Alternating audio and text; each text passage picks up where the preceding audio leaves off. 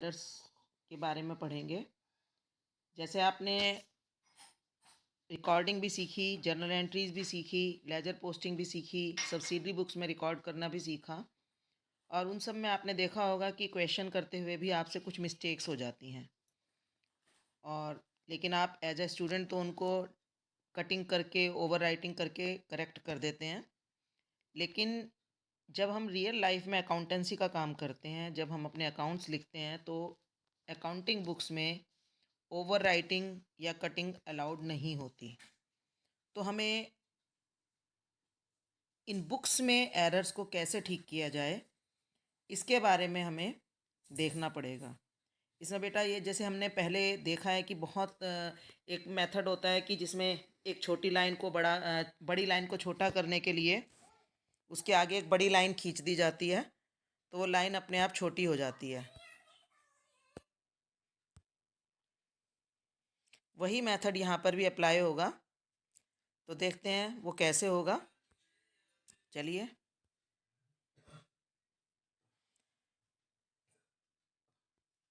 सबसे पहला काम हमें करना होता है कि जो भी ट्रांजैक्शन हुई है उसको अच्छे से एनालाइज करना होता है, कि ये देखने के लिए कि पहले तो ये देखेंगे हम उसमें कि कौन कौन से अकाउंट्स उसके अंदर इन्वॉल्व होने चाहिए। ठीक है, कि ट्रांजैक्शन में कौन कौन से अकाउंट्स की इन्वॉल्वमेंट होगी, वो फाइंड आउट करेंगे। दूसरा हम ये देखेंगे कि कौन से अकाउंट्स एक्चुअली में इन्वॉल्व किए गए हैं। ठीक है, हो सकता है कि जो अकाउंट्स हमने रिकॉर्डिंग के टाइम या पोस्टिंग के टाइम इन्वॉल्व किए हैं वो अकाउंट सेम ना हो, और या सेम हो भी सकते हैं। मतलब कई बार जैसे हम देखते हैं कि अकाउंट्स, कोई और अकाउंट यूज़ करना चाहिए था लेकिन कोई और अकाउंट यूज़ हो गया, या कई बार हमें पता लगता है कि अकाउंट तो सही यूज़ हुआ है लेकिन वहाँ पर शॉर्ट डेबिट हो गया, या क्रेडिट शॉर्ट अमाउंट से हुआ, कम अमाउंट से शॉर्ट जो है डेबिट हुआ या क्रेडिट हुआ, या डेबिट और क्रेडिट एक्सेस में हो गया, ज़्यादा अमाउंट से हो गया। तो हमें ये सब जब हम ये देख लेंगे कि गलती कहाँ पर हुई है, जब हम इन चीज़ों को फाइंड आउट कर लेंगे, तब हम उस रॉन्ग डेबिट या रॉन्ग क्रेडिट या एक्सेस डेबिट और शॉर्ट डेबिट के इफ़ेक्ट को ख़त्म करेंगे by passing one more entry. और इस तरह से जो सही डेबिट होना चाहिए था, सही अकाउंट में सही डेबिट या सही क्रेडिट होना चाहिए, उसको हम करेंगे। तो चलिए इसके हम कुछ एग्जांपल्स देखते हैं। जैसे आपको एक स्क्रीन पर एग्जांपल दिखाई दे रहा है कि credit sales to Mohan ₹10,000 was recorded as ₹1,000 in the sales book। ठीक है, कि इसमें क्रेडिट सेल हुई थी मोहन को 10,000 रुपये की, उसको रिकॉर्डिंग के टाइम 1,000 रुपीज़ जो है हमने सेल्स बुक में रिकॉर्ड कर लिए। तो बेटा ये ध्यान रखो, जब रिकॉर्डिंग के टाइम मिस्टेक होती है तो चांसेस होते हैं कि उसके जो एरर हुई है वो दोनों अकाउंट में हुई होगी, उसके चांसेस ज़्यादा होते हैं। अब बेटा अगर हम इस ट्रांजैक्शन को एनालाइज करें तो हम देखेंगे कि इसमें दो अकाउंट इन्वॉल्व हुए होंगे, एक तो मोहन का अकाउंट और एक सेल अकाउंट। ठीक है, मोहन का अकाउंट होना चाहिए था और सेल अकाउंट इसमें इन्वॉल्व होना चाहिए था, और उसका अमाउंट होना चाहिए था 10,000 रुपये। मीन्स जो एंट्री होनी चाहिए थी वो एंट्री होनी चाहिए थी Mohan account debit to sales account by ₹10,000। अब हम इस ट्रांजैक्शन को एनालाइज करें कि रिकॉर्ड कैसे कर दिया गया और उसका क्या इफ़ेक्ट हुआ होगा। तो देखिए हमें देखा क्योंकि रिकॉर्डिंग में सिर्फ अमाउंट की गलती हुई है, तो हम ये मानकर चलेंगे कि अकाउंट बिल्कुल ठीक यूज़ किए गए हैं। जैसे मोहन्स अकाउंट डेबिट और सेल्स अकाउंट क्रेडिट दोनों बिल्कुल ठीक किए गए हैं, जब तक कि क्वेश्चन में ना दिया गया हो। तो हम ये मानेंगे कि मोहन के अकाउंट में डेबिट गया है, सेल्स के अकाउंट में क्रेडिट गया है, लेकिन जो इसका अमाउंट है वो 1,000 रुपीज़ हुआ है। तो ठीक है, अब हम इसको एनालाइज करते हैं। तो एनालाइज करने पर हमें पता चला कि सेल्स अकाउंट में क्रेडिट जो है कम अमाउंट से हुआ, और मोहन का अकाउंट शॉर्ट डेबिट हुआ, मतलब कम अमाउंट से डेबिट हुआ। तो बेटा इसको अब हम ठीक करने के लिए क्या करेंगे, हम जो ये रॉन्ग एंट्री है, इसको तो हम रहने देंगे, जो चल रही है वो चलती रहेगी।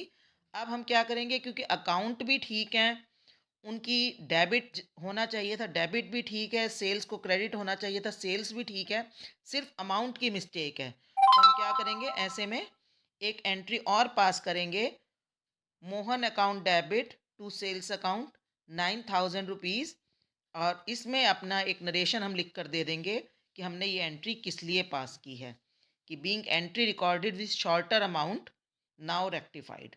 तो उससे पता चल जाएगा कि ये एंट्री एक रेक्टिफिकेशन एंट्री है। और इस तरह से जब आप इस रॉन्ग एंट्री को और जो रेक्टिफिकेशन एंट्री है, इन दोनों को मिलाकर देखोगे तो आप देखोगे कि जो अमाउंट और अकाउंट सारे करेक्ट एंट्री के बराबर ही हो गए हैं। चलिए एक और एग्जाम्पल देखते हैं हम। देखिए इस एग्जाम्पल में आप देख रहे हैं कि credit sales to Mohan ₹10,000 was recorded as ₹12,000 in the sales book. इस ट्रांजैक्शन में भी मोहन का अकाउंट यूज होना चाहिए और सेल्स का अकाउंट यूज होना चाहिए, क्रेडिट सेल्स है तो। और इसमें अमाउंट होना चाहिए ₹10,000 जो होना चाहिए, ठीक है।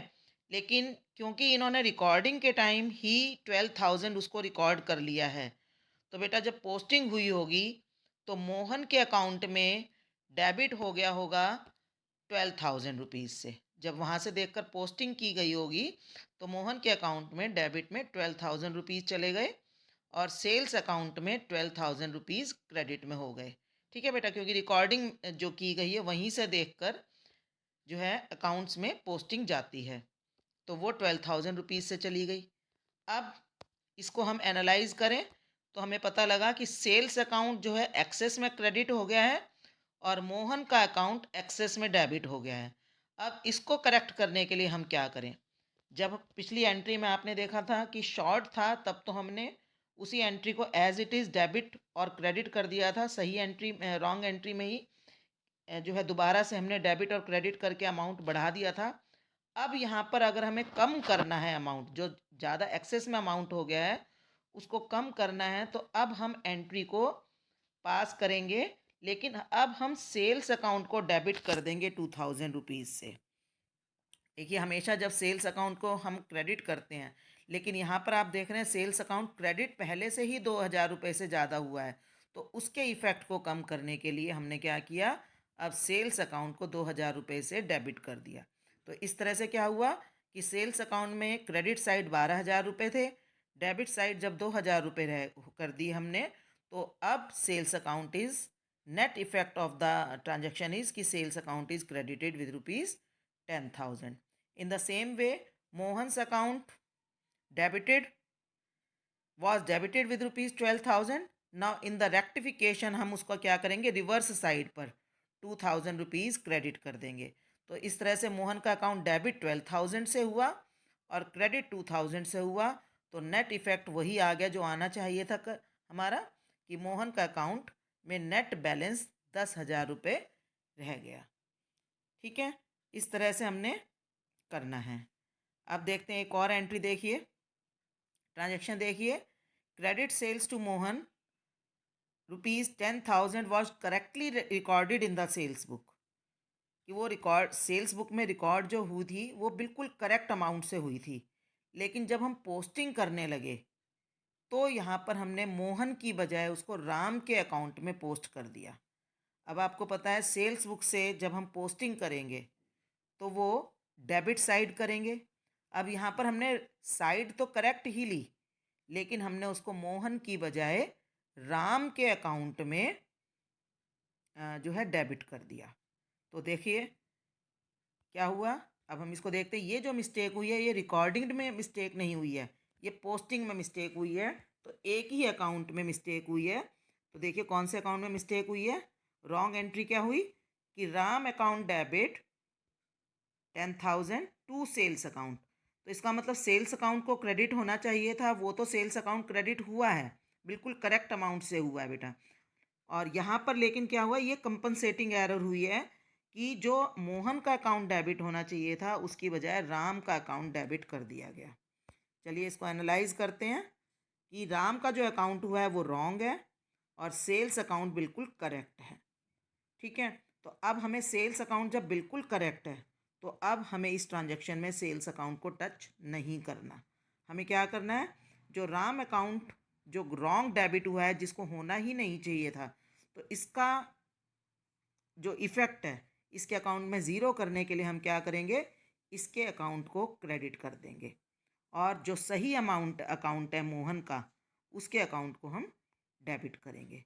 तो इस तरह से क्या हो जाएगा, Mohan account debit to Ram's account. चलिए एक और ट्रांजेक्शन देखते हैं हम। Credit sales to Mohan ₹10,000 was wrongly recorded in the purchase book. देखिए बेटा, यहाँ पर मिस्टेक क्या हुई है कि हमने मोहन को सेल किया था सामान, वो रिकॉर्ड किया गया wrongly in the purchase book. यहाँ पर जो मिस्टेक हुई है वो जो क्रेडिट सेल है वो रिकॉर्ड होनी चाहिए थी सेल्स बुक में, लेकिन उसको हमने परचेज बुक में रिकॉर्ड कर लिया।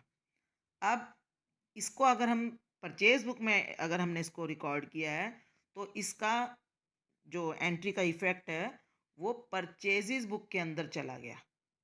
ठीक है, तो देखिए एंट्री तो होनी चाहिए थी करेक्टली वही Mohan account debit to sales account, लेकिन रॉन्गली क्या एंट्री की गई है, purchase account debit to Mohan's account. क्योंकि जो हमने रिकॉर्डिंग की वो परचेज बुक में कर ली और परचेज बुक में रिकॉर्डिंग करने के कारण क्या हुआ कि वो परचेजेस में टोटल होकर परचेजेस अकाउंट में डेबिट में चला गया। और साथ में जब परचेज बुक में से हम पोस्टिंग कर रहे थे तो वो मोहन के अकाउंट में डेबिट होने की बजाय, क्योंकि आपको पता है परचेज बुक से हम एंट्री कर रहे हैं, तो मोहन के अकाउंट में जो है वो डेबिट होने की बजाय वहाँ से क्रेडिट चला गया और रॉन्ग एंट्री ये हो गई। अब अगर हम इस ट्रांजैक्शन को एनालिसिस करें तो हमने देखा कि मोहन का अकाउंट रॉन्ग है और परचेज अकाउंट ये भी रॉन्ग है। मतलब ये दोनों ही अकाउंट रॉन्ग हो गए, ना तो मोहन का अकाउंट सही पोस्ट हुआ और ना ही परचेज अकाउंट सही से पोस्ट हुआ।